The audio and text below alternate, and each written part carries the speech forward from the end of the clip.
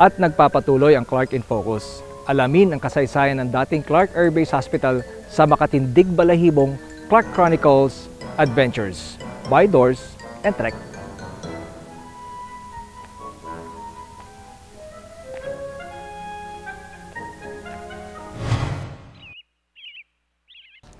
Aray. Ay, Diyos ko. Sakit yan. Ay. Sakit nga tiyan ko.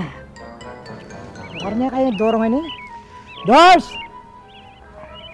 Matay na ako ata. Diyos ko. Ay. O, Dors! Ay, paling gawang ko. Dors! Sopan mo ko. Matay na ako ata.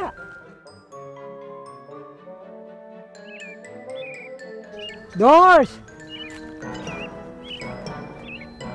Ba, Dors, at ka palagin. Nandito ka pa pahinto nun eh. Padala ko sa akin Medical City. O, sa saligutan da kapin talaga eh. Kagang piging deki. Kanyang minsan naldo, sinawa ko mamaw siya. Nakakasan mo ko. Nain to, marami ka. Bura mo na ita, sorry na. Masakit ako talaga at yan. Kulay mo na ako yung Medical City. Nano? Medical City? O, panyaliman dahil tamsala ka to. Ada pwede ka rin. Muntada dahil kita kaluguran, doktor. Tugi nakakaroon. Sa DSMO, Medical City pa mo. Tara na, ganun ka tambalo mong... Kita, tara. Doktor magaling. Ya, maranop kaya tayo.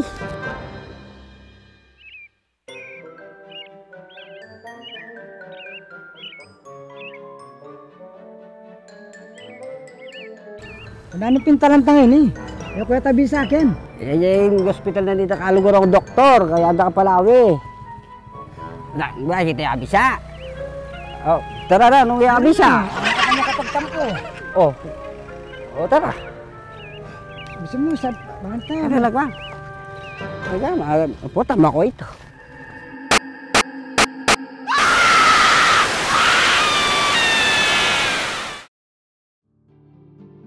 Noong kapanahunan nito, ang United States Armed Forces Hospital dito sa Clark o kilala bilang Clark Hospital ang tinaguriang Asia's Military Medical Center.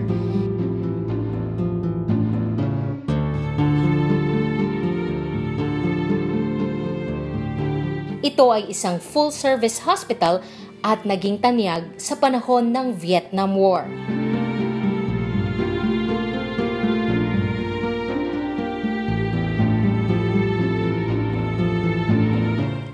Libo-libong Amerikanong sundalo at kanilang pamilya ang nagamot sa Clark Hospital.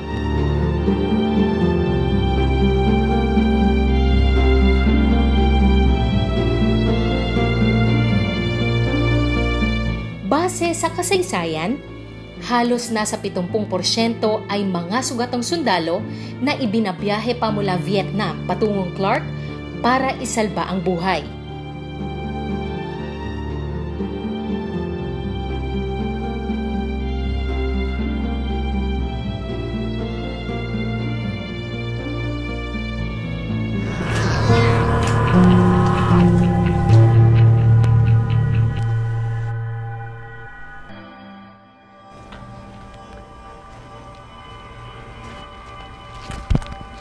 Ano ka rin niya gini?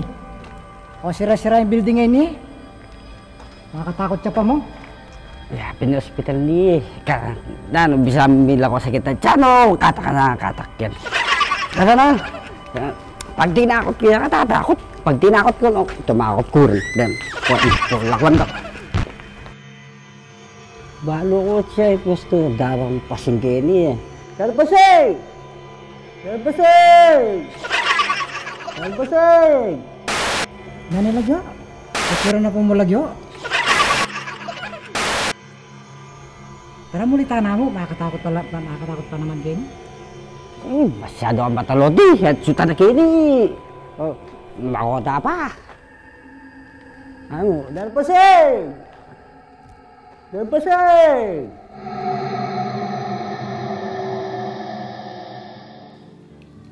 Mga espesyalistang Amerikano at Pilipino ang mga manggagamot dito.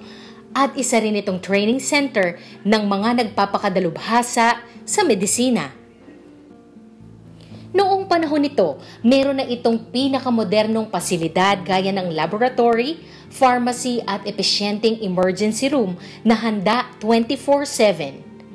Sa pagputok ng bulkang Pinatubo, kasamang natabunan ang gusali, kabilang na ang mga world-class equipment dito.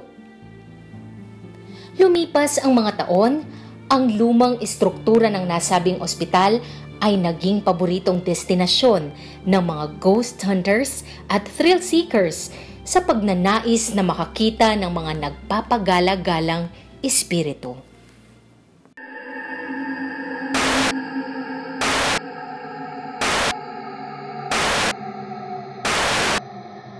White lady! White lady! White lady. Dara ko yun eh. Uy, Dar Baseng! Inaano ka, Dar? Dara, namilari ka ako, makatalokbong ko. Bala na tuloy ni ngabi ako sa kinat ko. Bala na tuloy ni ngabi ako, white lady ko. Malagnat pulo ko.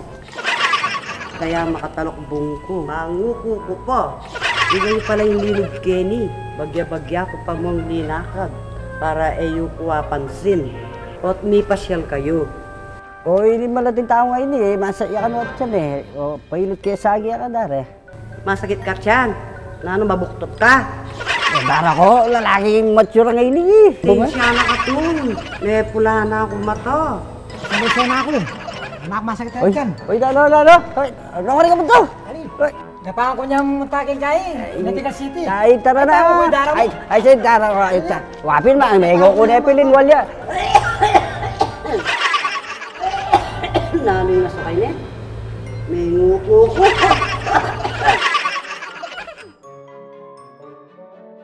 Maraming trabaho sa Clark Freeport Zone.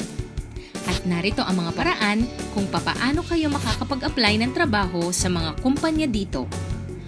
Una, sa pamamagitan ng email at ikalawa naman ay sa pagsumite ng aplikasyon sa mismong opisina ng Clark Development Corporation. Narito ang mga pamamaraan ng pag-email ng aplikasyon para sa trabaho. Ipadala ang resume o biodata sa email address na jobs@clark.com.ph. Hintayin ang kumpirmasyon na natanggap na ng CDC ang resume o biodata ninyo. Susuriin ng CDC ang resume o biodata kung nagtutugma ito sa bakanting posisyon. Para naman sa mga aplikante na magtutungo sa CDC, narito ang mga dapat tandaan. Magdala ng resume o biodata with colored picture sa External Affairs Department, CSR and Placement Division sa Building 2089, Cardinal Santos Street, Clark, Freeport Zone. Ang office hours ay mula alas 8 ng umaga hanggang alas 5 ng hapon. Sulatan ng application form.